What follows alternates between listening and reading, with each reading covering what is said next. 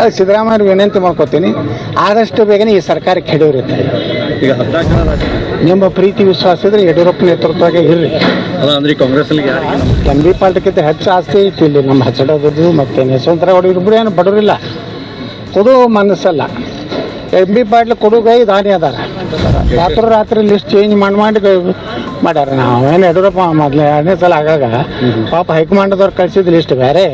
ಇಲ್ಲಿ ರಾತ್ರಿ 3-4 ತನಕ ರೊಕ್ಕ ಕಲೆಕ್ಷನ್ ಮಾಡಿ ಸನ್ಮಾನ್ಯ ಶ್ರೀ ಬೊಮ್ಮಾಯಿ ಆದಿಯಾಗಿ ಎಲ್ಲರೂ ರಾತ್ರಿ ಚೇಂಜ್ ಆದವ್ರೆ ಲಿಸ್ಟ್ನಾಗ. ಈಗ ಅವ್ರು ಸಾಕಷ್ಟು ಹೈಕಮಾಂಡ್ ನಾಯಕರಿಗೆ ಚಹಾ ಕಾಫಿ ಹಿಡಿದು ಅವ್ರು ರಾತ್ರಿ ರೂಮಿನ ಬಾಡಿಗೆ ಸಹಿತ ಕೊಡ್ತಾರೆ ಬೆಂಗಳೂರಿಗೆ ಬಂದ್ರೆ.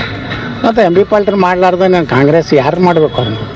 ಇವೇನು ಶಿವಾನಂದ ಹತ್ತಿಡೋದು ಮಾಡಿದ್ದಿದ್ರಲ್ಲ, ಇವ್ ತಾನೇ ತಿನ್ನೋ ಹೈಕಮಾಂಡ್ಗೂ ಕೊಡೋಲ್ಲ, ಯಾರಿಗೂ ಅಲ್ಲ. ಇವ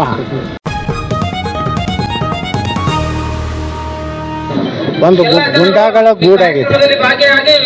ಆ ಪದಾಧಿಕಾರಿಗಳು ಗುಂಡಾಗಳು, ಸರ್ಕಾರದಲ್ಲಿ ಗುಂಡಾಗಳು ಮತ್ತು ಸೀನಿಯರ್ ಏನು ಲೀಡರ್ಸ್ ಇದ್ದರು ಎಲ್ಲರಿಗೂ ಅಲಕ್ಷ್ಯ ಮಾಡಿ ಒಂದು ಹೊಸ ಗುಂಡಾ ರಾಜ್ಯವನ್ನು ಗುಂಡಾ ಸಚಿವ ಸಂಪುಟ ಅಂತ ಹೇಳಲಿಕ್ಕೆ ಏನು ಅಡ್ಡಿ ಇಲ್ಲ. ಈಗ ಕಾಂಗ್ರೆಸ್ ಪಕ್ಷದ ಪದಾಧಿಕಾರಿ ಸಹಿತ ಗುಂಡಾಗಳು. ಈ ರೀತಿ ಒಂದು ಗುಂಡಾ ಸಂಸ್ಕೃತಿ ಇನ್ನು 2 ವರ್ಷ ಕರ್ನಾಟಕದಲ್ಲಿ ಮಾಡಬೇಕು ಅನ್ನೋ ಉದ್ದೇಶದಿಂದ ರಾಹುಲ್ ಗಾಂಧಿ ಅವರು ಹಾಗೂ ಪ್ರಿಯಾಂಕಾ ವಾಡ್ರಾ ಅವರು ಕೂಡಿ ಮಾಡಿದಂಥ ಒಂದು ಅತ್ಯಂತ ಕೆಟ್ಟ, ಈ ರಾಜ್ಯದ ಇತಿಹಾಸದಲ್ಲೇ ಇದೊಂದು ಅತ್ಯಂತ ಕೆಟ್ಟ ಸಚಿವ ಸಂಪುಟ ಅಂತ ಹೇಳ್ಬೋದು. ವಿಜಯಾನಂದ ಕಾಶ್ಯಪ್ನವರು ಕೂಡ ಕೊಟ್ಟಿದ್ದಾರೆ. ಅನೇಕ ಅವ್ರ ಮೇಲೆ ಕ್ರಿಮಿನಲ್ ಕೇಸ್ ಆ ಟೈಪ್ ಎಲ್ಲ ಮಾಡಿದ್ರು ಅನ್ನೋದು. ಎಲ್ಲ ಕ್ರಿಮಿನಲ್ಸ್ಗಳಿಗೆ ಭಾಳ ಹೆಚ್ಚು ಪ್ರೋತ್ಸಾಹ ಕೊಟ್ಟಾರೆ. ಕಾರಣ ಏನಂದರೆ ಕ್ರಿಮಿನಲ್ಸ್ಗಳ ಸರ್ಕಾರ ಅಂತ ಸಂದೇಶ ಕೊಟ್ಟಿದ್ದಾರೆ. ಸ್ವತಃ ಮುಖ್ಯಮಂತ್ರಿಗಳ ಆದಿಯಾಗಿ ಎಲ್ಲರೂ ಭ್ರಷ್ಟಾಚಾರ ಪ್ರಕರಣ, ಗುಂಡಾಗಿರಿ ಪ್ರಕರಣದಲ್ಲಿ ಇದ್ದವರೇ ಎಲ್ಲ. ಈಗ ಯಶವಂತರಾಗೌಡರು ಕೂಡ ರಾಜೀನಾಮೆ ಕೊಟ್ಟಿದ್ದಾರೆ ಮತ್ತು CS ನಾಡಗೌಡರು ಕೂಡ ಸಚಿವ ಸ್ಥಾನ ಸಿಗಲಾರ್ದಕ್ಕೆ ಅಸಮಾಧಾನ ವ್ಯಕ್ತಪಡಿಸಿದ್ದಾರೆ. ನೋಡಿ, ಇವೆಲ್ಲ ರಾಜೀನಾಮೆ ಕೊಡೋದೆಲ್ಲ ನಾಟಕ ಇದೆ. ಅವೆಲ್ಲ ಧೈರ್ಯ ಮಾಡೋದು ನಾಟಕ. ಒಂದು ಶಾಸಕನಾಗೋದೇ ದೊಡ್ಡ ದುಸ್ತರ. ಸುಮ್ಮನೆ ಏನೋ ಅಂಜಿಕೆ ಹಾಕ್ಲಕ್ಕೆ ಮಾಡ್ತಾರೆ. ಅದೇನಿಲ್ಲ. ಇನ್ನು 2 ದಿವಸನಾಗ ರಾಹುಲ್ ಗಾಂಧಿಯವರು ಮನವೊಲಿಸಿದ್ರು, ದೂರವಾಣಿ ಮೂಲಕ ಮಾತಾಡಿದರು. ಪ್ರಿಯಾಂಕಾ ವಾಡ್ರಾ ಅವರು ಸಹಿತ ಮಾತಾಡಿದ್ರು. ಅಲ್ಲಿಂದ ಖರ್ಗೆ ಅವರು ಸಹಿತ ಒದರಿದ್ರು. ಅದಕ್ಕೆ ನಾನು ಪಕ್ಷದ ಶಿಸ್ತಿನ ಸಿಪಾಯಿ. ನಾನು ಸೋನಿಯಾ ಗಾಂಧಿಯನ್ನು ಭಾಳ ನಂಬಿದ್ದೇನೆ. ಕಾಂಗ್ರೆಸ್ ನಮ್ಮ ರಕ್ತದಲ್ಲೇ ಕಾಂಗ್ರೆಸ್ ಇದೆ. ಅದು ಕಾಂಗ್ರೆಸ್ಸಿನ ರಕ್ತ ಅಥವಾ ಘಟರ ರಕ್ತ ಗೊತ್ತಿಲ್ಲ. ಆದರೂ ನಾನು ನನ್ನ ಶಾಸಕ ಸ್ಥಾನ ರಾಜೀನಾಮೆ ಕೊಟ್ಟು ವಾಪಸ್ ತೊಗೊಂಡಿದ್ದೇನೆ. ಪಕ್ಷದ ಶಿಸ್ತಿನ ಸಿಪಾಯಿ ಕೆಲಸ ಮಾಡ್ತೀನಿ. ಇದೇ ಸ್ಟೇಟ್ಮೆಂಟ್ ಬರ್ತೈತಿ. ಯಾರು ಒಬ್ಬರು ರಾಜೀನಾಮೆ ಕೊಡೋದಿಲ್ಲ. ಅಷ್ಟು ಧೈರ್ಯ ತಾಕತ್ತು ಯಾರಿಗೂ ಇಲ್ಲ.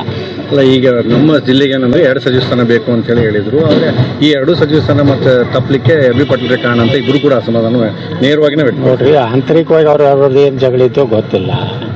ಎಂ ಬಿ ಪಾಲ್ಟರು ಪ್ರಭಾವಿ ರಾಜಕಾರಣಿಗಳು. ಅವ್ರು ಸಾಕಷ್ಟು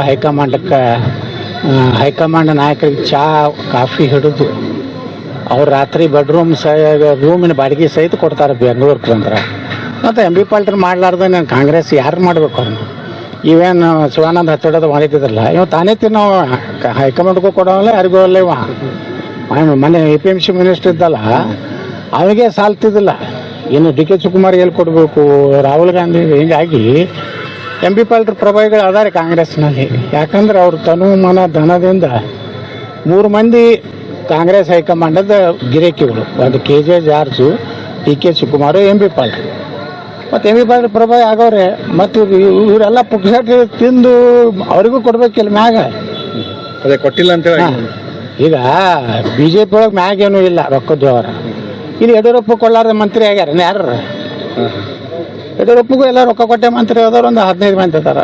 ರಾತ್ರಿ ಲಿಸ್ಟ್ ಚೇಂಜ್ ಮಾಡಿ ಮಾಡ್ಯಾರ. ನಾವೇನು ಯಡಿಯೂರಪ್ಪ ಮೊದಲೇ 2ನೇ ಸಲ ಆಗಾಗ ಪಾಪ ಹೈಕಮಾಂಡದವ್ರು ಕಳಿಸಿದ ಲಿಸ್ಟ್ ಬೇರೆ. ಇಲ್ಲಿ ರಾತ್ರಿ 3-4 ತನಕ ರೊಕ್ಕ ಕಲೆಕ್ಷನ್ ಮಾಡಿ ಸನ್ಮಾನ್ಯ ಶ್ರೀ ಬೊಮ್ಮಾಯಿ ಆದಿಯಾಗಿ ಎಲ್ಲರೂ ರಾತ್ರಿ ಚೇಂಜ್ ಆದವ್ರೆ ಲಿಸ್ಟ್ನಾಗ. ಈಗ ಬೊಮ್ಮಾಯಿರು ಭಾಳ ತಾರೀಫ್ ಮಾಡ್ತಾರೆ ಯಡಿಯೂರಪ್ಪನ. ಯಾಕಂದ್ರೆ ಪಾಪ ಅವ್ರ ಮಗನ MLA ಮಾಡಬೇಕಾಗಿತ್ತು. ಅದಕ್ಕೆ ಬೊಮ್ಮಾಯಿರು ಏನು ಹೇಳಿದ್ರು, ಬಸವನಗೌಡನ ತೊಗೊಂಡವರು ಯಡಿಯೂರಪ್ಪ ಹತ್ರ. ಯಡಿಯೂರಪ್ಪ ಸಂಬಂಧ ಇಲ್ಲ ಬೊಮ್ಮಾಯಿ ಅವರೇ. ನೀವು ನಿಮ್ಮ ಲಿಸ್ಟೇ ಇರಲಿಲ್ಲ ಗೃಹ ಮಂತ್ರಿ ಆಗಾಗ. 3 ಗಂಟೆಗೆ ನಿಮ್ಮದು ಲಿಸ್ಟ್ ಚೇಂಜ್ ಆಯಿತು. ಏನು ಯಡಿಯೂರಪ್ಪನ ಮಗ ವಿಜೇಂದ್ರಗೇನು ಮುಟ್ಟು ಓಕೆ ಪೇಡ್ ಅಂತ ಹೇಳಿ ಸಿಕ್ಕ ಹೊಡೆದು ಬಂದ್ಕೊಳ್ಳೆ ನೀವು ಮಂತ್ರಿ ಆಗಿರಿ. ಅದಕ್ಕೆ ಯಡಿಯೂರಪ್ಪನಿಂದ ನಾವೇನು ಆಗಿಲ್ಲೇನು. ನಿಮ್ಮ ಪ್ರೀತಿ ವಿಶ್ವಾಸ ಇದ್ರೆ ಯಡಿಯೂರಪ್ಪ ನೇತೃತ್ವದಾಗ ಇರ್ರಿ. ಅಲ್ಲ ಅಂದ್ರೆ ಕಾಂಗ್ರೆಸ್ನಲ್ಲಿ ಯಾರಿಗೆ ನಮ್ಮ ಜಿಲ್ಲೆ ಯಾರು ಸಿಕ್ಕಿಲ್ಲ, ಅವ್ರು ಪೇಮೆಂಟ್ ಮಾಡಿಲ್ಲ ಅಂತಲೇ ಸಿಕ್ಕಿಲ್ಲ ಅಂತ. ಪೇಮೆಂಟ್ ಮಾಡಿಲ್ಲ ಪಾಪ. ಪೇಮೆಂಟ್ ಮಾಡಿ ಅಷ್ಟು MB ಪಾಲ್ಟ್ರಿ ಅಷ್ಟು ಪೇಮೆಂಟ್ ಮಾಡೋ ತಾಕತ್ತು ಎಲ್ಲ ತಾಕತ್ತಲ್ಲ. MB ಪಾಲ್ಟ್ರಿಗಿಂತ ಹೆಚ್ಚು ಆಸ್ತಿ ಐತಿ ಇಲ್ಲಿ ನಮ್ಮ ಹಚ್ಚಡೋದು ಮತ್ತು ಯಶವಂತರಾವ್ ಇಬ್ಬರು ಏನು ಬಡವರಿಲ್ಲ, ಕೊಡು ಮನಸ್ಸಲ್ಲ. MB ಪಾಟ್ಲಿ ಕೊಡುಗೈ ದಾನಿ ಅದಾರ. ಅದಕ್ಕೆ ₹100ದಾಗ 75 ರೂಪಾಯಿ ಖರ್ಚು ಮಾಡೋರು ಅದಾರ. ಇವ್ರು ಕರ್ಡ್ 100ಕ್ಕೂ 100 ತಾಮೆ ಇಟ್ಕೊಂಡು ಬರೀ ಸೊನ್ನೆಗಂದಿ ಒಂದು 15 ರೂಪಾಯಿ ಹಾರ ಹೋಗಿ ಗಿರಕಿಗಳು ಇವ್ರನ್ನ ಹೆಂಗೆ ಮಂತ್ರಿ ಮಾಡ್ತಾರೆ? ಈಗ ಕುರುಬ ಸಮುದಾಯಕ್ಕೂ ಏನು ಅಂತಂದ್ರೆ ಟಿಕೆಟ್ ಅವ್ರು ಅನೇಕ ಶಾಸಕರು ಮಾಡಬೇಕಾಗಿತ್ತು, ಸಚಿವರು ಮಾಡಲಿಲ್ಲ ಅನ್ನೋ ಅಸಮಾಧಾನ ಈಗ ವ್ಯಕ್ತ ಆಗ್ತಾ ಇದೆ. ಎಲ್ಲೋ ಸಿದ್ದರಾಮಯ್ಯ ಸೈಡ್ ಲೈನ್ ಆದ್ರಂತ ನೋಡ್ರಿ, ಸಿದ್ದರಾಮಯ್ಯ ಅಪಮಾನ ಮಾಡ್ಯಾರ. ಇದು ಏನಾಗೈತಿ, ಸಿದ್ದರಾಮಯ್ಯನವ್ರನ್ನ ಅಪಮಾನ ಮಾಡೋದು ಕೆಲಸ ನಡೆದ ಕಾಂಗ್ರೆಸ್ನಾಗ. ಅದು ಸಿದ್ದರಾಮಯ್ಯನವ್ರು ಈಗಾಗಲೇ ನಾನು ಮುಂದಿನ ಚುನಾವಣೆಗೆ ನಿಲ್ಲುವುದಿಲ್ಲ ಅಂತ ಹೇಳಿಬಿಟ್ಟಾರ. ಅವ್ರಿಗೇನು ಬುದ್ಧಿ ಕಲಿಸೋದು, ಅವ್ರಿಗೇನಾದ್ರೂ ಸ್ವಾಭಿಮಾನ ಇದ್ರೆ ಮುಂದಿನ ಸಲ ಕಾಂಗ್ರೆಸ್ನ ಕರ್ನಾಟಕದಾಗ ಮುಕ್ತ ಮಾಡುವಂಥ ಪ್ರತಿಜ್ಞೆ ಮಾಡಿದ್ರೆ ಅವ್ರ ಗೌರವ ಉಳಿತದೆ.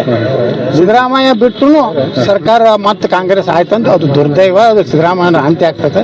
ಅದು ಸಿದ್ದರಾಮಯ್ಯ ವಿನಂತಿ ಮಾಡ್ಕೋತೀನಿ, ಆದಷ್ಟು ಬೇಗನೆ ಈ ಸರ್ಕಾರ ಕೆಡವಿರುತ್ತೆ. ಈಗ 14 ಜನ ರಾಜೀನಾಮೆ ಕಾಂಗ್ರೆಸ್ ಅಲ್ಲಿ ಮುಂದಾಗಿದ್ದಾರೆ. ಯಾರೂ ಕೊಡೋದಿಲ್ರಿ, ಯಾರಿಗೂ ಧೈರ್ಯ ತಾಕತ್ತು ಕಮ್ಮಿ ಇಲ್ಲ. ಓಂ ಶ್ರೀ ಭಾಗ್ಯವಂತಿ ಜ್ಯೋತಿಷ್ಯಾಲಯ, ಭಾಗ್ಯವಂತಿ ಆರಾಧಕರು ಪಂಡಿತ್ ರಾಘವೇಂದ್ರ ಜೋಶಿ. ಸಮಸ್ಯೆಗಳಾದ ಉದ್ಯೋಗದಲ್ಲಿ ತೊಂದರೆ, ಪ್ರೀತಿಯಲ್ಲಿ ನಂಬಿ ಮೋಸ, ಸ್ತ್ರೀ ಪುರುಷ ಪ್ರೇಮ ವಿಚಾರ, ಗಂಡ ಹೆಂಡತಿ ಕಿರಿಕಿರಿ, ಇಷ್ಟಪಟ್ಟವರು ನಿಮ್ಮಂತೆ ಆಗಲು, ಗಂಡ ಪರಸ್ತ್ರೀ ಸಹವಾಸ ಬಿಡಿಸಲು, ಪ್ರೀತಿ ಪ್ರೇಮಕ್ಕೆ ಮನೆಯವರ ಅಡ್ಡಿ, ಸಾಲದ ಬಾಧೆ, ಕೋರ್ಟ್ ಕಚೇರಿ, ಎಷ್ಟೇ ಸಂಪತ್ತಿದ್ದರೂ ಮನಃಶಾಂತಿ ಕೊರತೆ, ಮಾಟ ಮಂತ್ರ, ಆಸ್ತಿ ವಿಚಾರ, ಶತ್ರುನಾಶ, ಅತ್ತೆ ಸೊಸೆ ನಾದಿನಿ ಕಿರಿಕಿರಿ, ಇನ್ನೂ ನಿಮ್ಮ ಜೀವನದ ಯಾವುದೇ ಸಮಸ್ಯೆ ಇರಲಿ, ಎಷ್ಟೇ ಕಠಿಣವಾಗಿರಲಿ, ಶ್ರೀ ಭಾಗ್ಯವಂತಿ ಪೂಜಾ ಶಕ್ತಿಯಿಂದ ಶಾಶ್ವತ ಪರಿಹಾರ ಮಾಡಿಕೊಡುತ್ತಾರೆ. ಫೋನಿನ ಮುಖಾಂತರ ಶಾಶ್ವತ ಪರಿಹಾರ, 100% ಶಾಶ್ವತ ಪರಿಹಾರ. ದೂರದ ಊರಿನವರಿಗೆ ದೂರವಾಣಿ ಹಾಗೂ ವಾಟ್ಸ್ಆಪ್ ಮೂಲಕ ಸಂಪರ್ಕದಲ್ಲಿರುತ್ತಾರೆ. ಓಂ ಶ್ರೀ ಭಾಗ್ಯವಂತಿ ಜ್ಯೋತಿಷ್ಯಾಲಯ. ಒಂದು ಕರೆ ನಿಮ್ಮ ಜೀವನ ಬದಲಿಸಬಹುದು. ನಿಮ್ಮ ಸಮಸ್ಯೆಗಳ ಫೋನಿನ ಮೂಲಕ ವಿಶೇಷ ಪರಿಹಾರ ಮಾಡಲಾಗುವುದು. ಸಂಪರ್ಕಿಸಿ 9901238550.